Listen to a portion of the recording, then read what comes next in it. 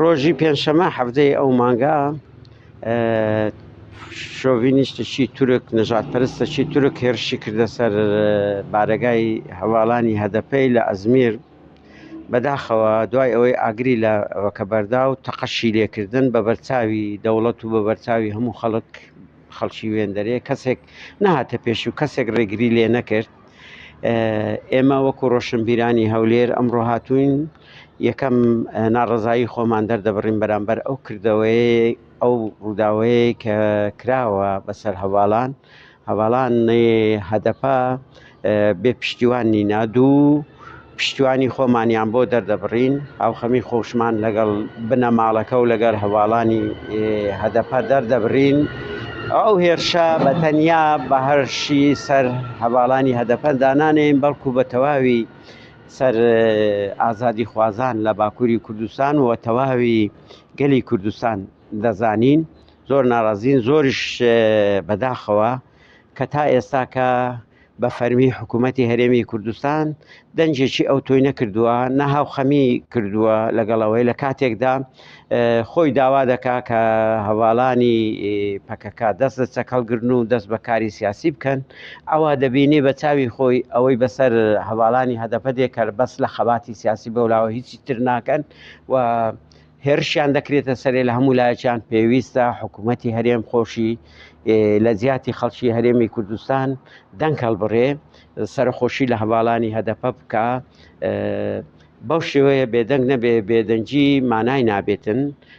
بە تایبەتی لەو ڕۆژگارەیدا کە تورک هەم هێرش دەکاتە سەر خاچی کوردستان بە زەبری چەک و هەندێک ناوچەشی لێداگیرکردوین وەک هەواڵەکان دەڵێن تا ئێستا 37 ئەوەی کردوتەوە. ئەمە جێگای ناڕازیە دەبێ هەم لە بەرامبەر هاتنی جێشی تورک دەنگمان هەبێتن هەن لە بەرامبەر ئەو کردەوە تیرۆریستیانە ئەو کە ئەو پەڕی تیرۆریستیە دەیکەن گورگەبۆرەکانی تورکیای. دووبارە ئێمە بە ناوی خەڵکی ڕۆشنبیرانی هەولێر پشتیوانی خۆمان بۆ هەواڵانی هەدەپەی دووپات دەکەینەوە ناڕازاتی خۆمان دەردەبڕین و هاوخەمی خۆشمان لەگە بنەماڵەی هەواڵ دەنیست دووپات دەکەینەوە وەیە شتێکی تەبیعی لەناو کۆمەلگا. ئەخیر قسەی ئەوە بوو دەرێ وەختی حاشا کە دەبێژم حاشا کەسەر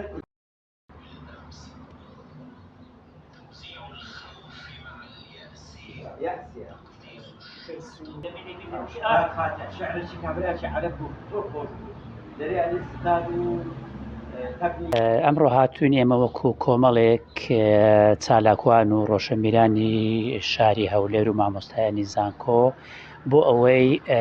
ناڕەزایەتی خۆمان دەرببڕن و ئیدانەی ئەو هێرشیە فاشیستانەی با بڵێن گروپی فاشیستەکانی تورکیا بکەین کە بۆ ئەوەی کە هێرشیان کردوتە سەر بارەگایەکی هەدەپە کە هەمومان دەزانین خەباتی سیاسی دەکاتن لە باکووری کوردستان و هەروە لە تورکیا. بۆ ئەو مەبەستە ئەم هێرشە ئیدانە دەکەین. ئەم جۆرە هێرشانە گەلی ئێمە سارد ناکاتەوە لە باکووری کوردستان و بەردەوام دەبی لە خەباتی سیاسیانەی خۆی و بۆ ئەوەی مافەکانی خۆی بەدەست بێنیتن و هەروە لە هەمان کاتدا ئێمە ئیدانەی ئەو جۆرە عەقڵە فاشیستیانەی دەوڵەتی تورک دەکەین کە بەم جۆرە سیاست دەکاتن و هەڵسوکەوت لەگەڵ گەلی ئێمە دەکاتن لە باکووری کوردستان. بە دەوڵەتی تورکیا دەڵێن کە گەلی ئێمە لە باکوور بە تەنهانیە ئێمە وەکو گەلی باشوور پشتیوانی گەلی خۆمانین لە هەموو خۆشی و ناخۆشیە کە دێتە سەر ڕێگایان و ئەو جۆرە ڕەفتارانە ئێمە سار ناکاتەوە لە خەبات و تێکۆشان. بێگومان هەر تێکۆشان و هەوڵدانێک و ڕێگەیەکی سەختە ڕاستە و قوربانی دەوێت ماندووبوونی دەوێتن و ئێمەش بەردەوام دەبین لەسەر ئەو ڕێگایە. لەبەر ئەوە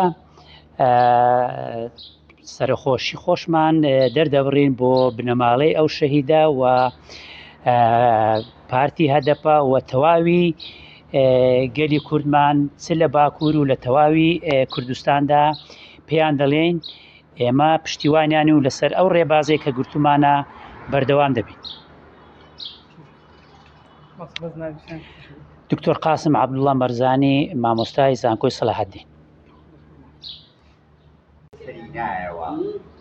ئاگر بە نەفتی ئاو کوشایەوە، بەڵام ژی لەمۆی تێکۆشایانی کورد دوای هەزاران ئاو وەختێ ئەوە دەکا پارێزی پیرۆزی دەکەوتە سەر